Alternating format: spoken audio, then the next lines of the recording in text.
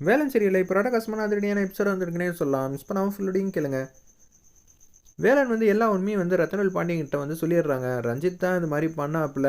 ஜானகி அம்மாவுக்கு வந்து பிரச்சனையாச்சு. எங்கள் அப்பாவுக்கு இது மாதிரிலாம் ஆயிருக்கிறதுக்கு காரணமே வந்து நீங்கள் பார்த்துருக்குற மாப்பிள்ளை தான். என்ன ஏதுன்னு எனக்கு நியாயம் தெரிஞ்சே ஆகணும்னு சொல்லி ஆதாரத்தோட வந்து நிரூபித்து காட்டுறாங்க. வேறு லெவலில் மாசாக இருந்துச்சு. மிஸ் பண்ணாமல் ஃபுல்லோடையும் கேளுங்க. நம்ம ரத்னவேல் பாண்டியன் மட்டுக்கும் அப்படியே அமைதியாக வந்து உட்காந்துட்டு இருக்காங்க. அப்போன்னு பார்த்து முத்து வந்து கேட்குறாங்க அவங்களோட தம்பி, அண்ணா என்னண்ணே எதுவும் பிரச்சனை இல்லைல்ல? பிரச்சனையெல்லாம் இல்லைப்பா அப்படின்னு தான் நினைக்கிறேங்கிற மாதிரி யோசிக்கிறாங்க. அடுத்தடுத்து நம்ம வீட்டில் என்னென்ன நடக்கும்னு நினச்சாலே வந்து எனக்கே கவலையாக இருக்குது. நான் அவ்வளோ பெரிய இடத்துல வேலை பார்த்துட்டு இருக்கேன். ஆனால் என்னாலேயே என் பொண்ணு கல்யாணத்தை வந்து நடக்கும்னு சொல்லி உறுதியாக எதுவும் பேச முடியலங்கிற மாதிரி பேசும்போது வேதநாயகி வந்து எல்லாத்தையும் வந்து திசை திருப்ப போகிறேன்.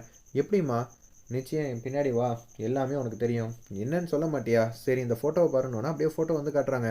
அம்மா இந்த ஆதாரம் போதுமா? வேலனையும் நம்ம ரத்தினல் பாண்டியனையும் பிரித்து வச்சிடலாம். ஆமாம் அதுக்கேற்ற மாதிரி தான் பர்ஃபார்ம் பண்ண போகிறேங்கிற மாதிரி பேசும்போது வேலன் இப்படி செய்வான்னு நினச்சி கூட பார்க்கல அப்படின்னு சொல்கிறாங்க.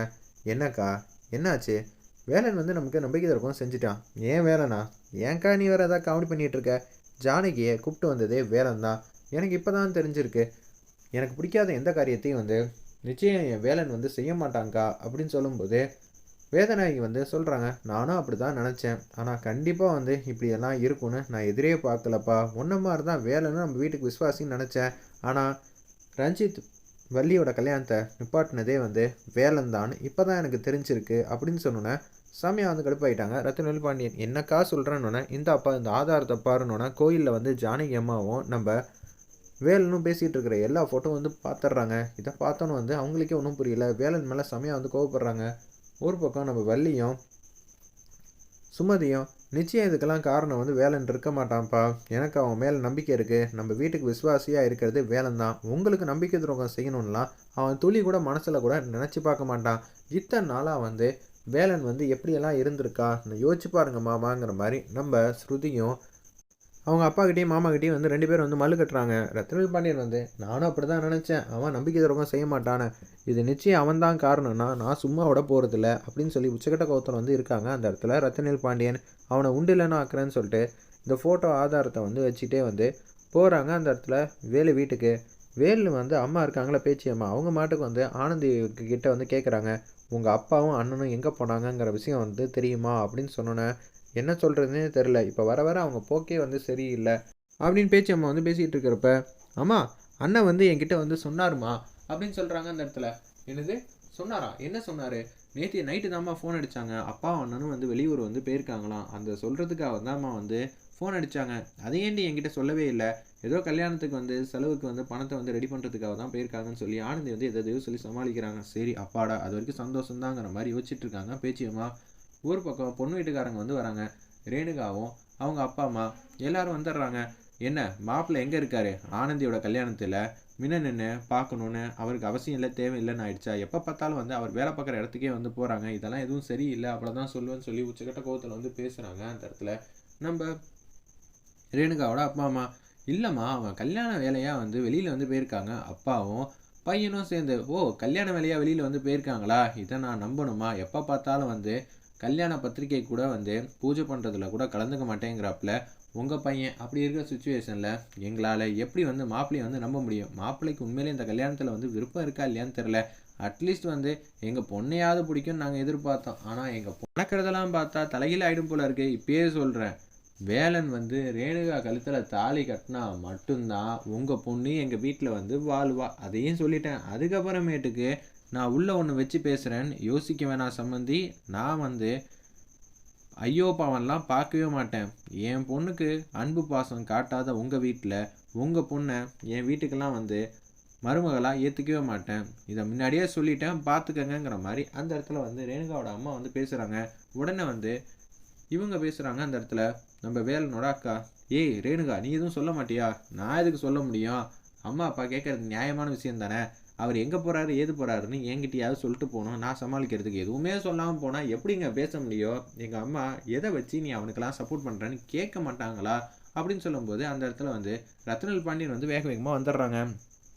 வந்தோடனே ஏய் வேலா வெளியில் வாடா அப்படின்னு சொன்னோன்னே வந்து கூப்பிட்றாங்க. என்னையா அப்படின்னு சொல்லும்போது உன் பையன் எங்கே இருக்கான்? இப்போ அவன் எங்கே இருக்கான்னு தெரிஞ்சே ஆகணும். அவன் எங்கே போயிருக்காங்கன்னு எங்களுக்கே தெரியாதியா. ஓ! அப்படியா? அவன் எனக்கு நம்பிக்கை துரோகம் பண்ணிட்டான் பேச்சியம்மா. ஐயா கனவுல கூட இந்த மாரிலாம் நடக்கவே நடக்காதுய்யா. புரிஞ்சுக்கங்க அப்படின்னு சொல்லி அந்த இடத்துல வந்து பேசும்போது, ரேணுகா வந்து சந்தோஷப்படுறாங்க. ஓ! ரத்தினல் ஐயா மனசுலயும் வந்து வேலன பத்தி தப்பான அபிப்பிராயம் வந்துருச்சுன்னா, எங்க கல்யாணம் வந்து ஜாம் ஜாம் நடந்துருமே அப்படின்னு சொல்லி யோசிச்சுட்டு இருக்கிறப்ப, ரேணுகாவோட அப்பா, அம்மாவுக்கும் தூக்கி வாரி போட்டுது. நிச்சயம் இது மாரிலாம் செய்யறதுக்கெல்லாம் வாய்ப்பே இல்லங்கிற மாரி தான் அந்த இடத்துல வந்து பேச்சியம்மாவும், ஆனந்தியும் வந்து பேசுறாங்க. எனக்கு நம்பிக்கை இல்ல. அவன் எங்க இருக்கான்னு சொல்லு. நான் கண்டிப்பா அவன பார்த்தே ஆவணும். அவன் என்ன காரியம் பண்ணியிருக்கான் தெரியுமா? எங்க வீட்டு கல்யாணத்தையே வந்து நிப்பாட்டுறதுக்கு அவன் ஏற்பாடு பண்ணிக்கிட்டு இருக்கான். இத என்னால ஜீர்ணிக்கவே முடியலங்கிற மாரி சொன்னோனே, ஐயா! அப்படியெல்லாம் இருக்காதுய்யா. தயவு செஞ்சு புரிஞ்சுக்கங்க.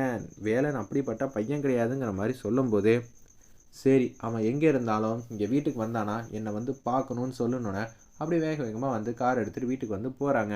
"என்னய்யா பார்த்தியா?" அப்படின்னு சொல்லி வேதநாயகி கேட்குறாங்க. அவன் வீட்லயே இல்ல.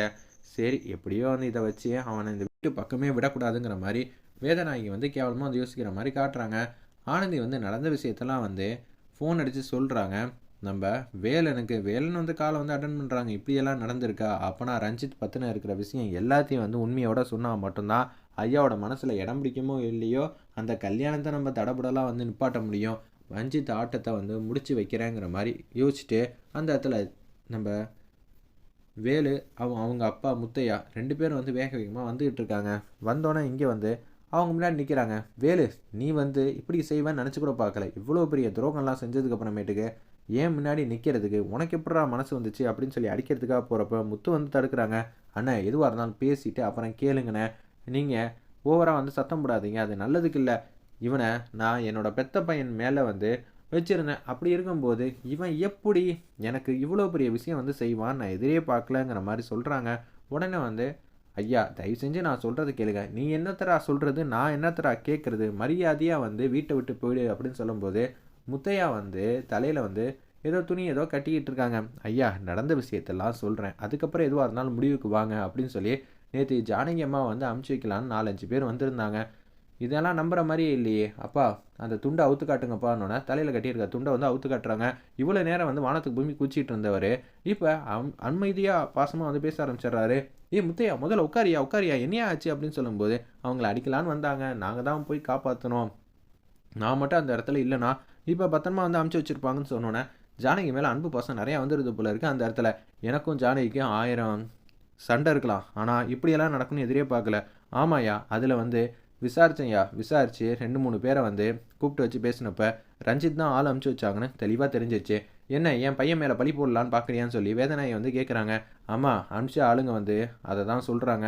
ஐயா, நான் சத்தியம் பண்ண மாட்டேன். அதுவும் உங்க மேல எதுவும் சத்தியம் பண்ணதே இல்ல. சத்தியமா நடந்த உண்மைய மட்டும் தான்யா பேசுறேன். இதனால தான் ரஞ்சித் மூலியமா தான் பிரச்சனை வருதுங்கிறனால தான், அவங்கள வந்து பத்திரமா பார்த்துக்க வேண்டியது என்னோட கடமை. அப்படின்னு சொன்னோனே, "ரஞ்சித் இது எல்லாத்துக்கும் காரணம் நீதானா? நான் உன்ன சும்மா விட மாட்டேன்னு" ரத்தினவேல் பாண்டியன் வந்து செம ஆவேசமா வந்து கத்துறாங்க. பார்ப்போம் இந்த கல்யாணம் வந்து நடக்குமா? இல்ல இப்பயே இந்த கல்யாணத்த வந்து நிப்பாட்டிருவாங்களான்னு வெயிட் பண்ணி பார்ப்போம்.